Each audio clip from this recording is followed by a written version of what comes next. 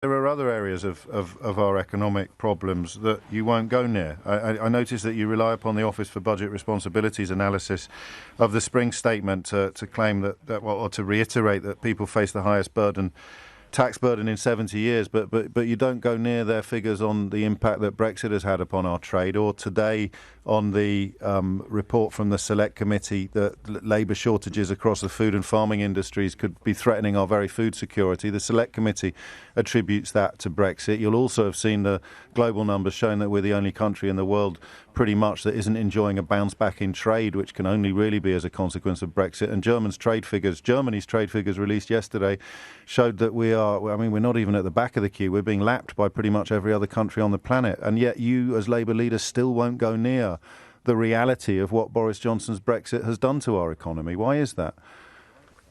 Well, James, let me be clear about that. We can't reverse Brexit. There's no case for rejoining. That's not a case for ignoring it, though, Keir Starmer. No, I agree with that. And that's why what I would say is, look, all this government has done is get us the thinnest of deals. They said the slogan, get Brexit done. They thought that was job done. It's not. We've got to make Brexit work. And that means we need to deal with these gaps and these problems. We can't go on with these labour shortages, with businesses struggling.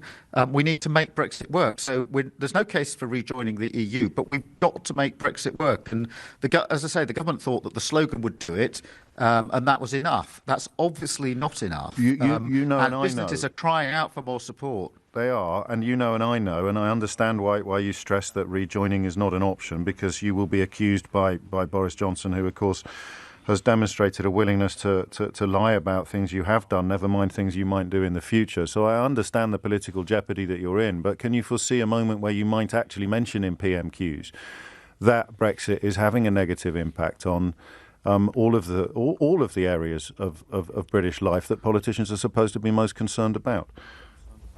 Oh, yes, James. I mean, we're going to ramp up our criticism across the board in relation to the government, because this all goes to the central question of the growth of the economy.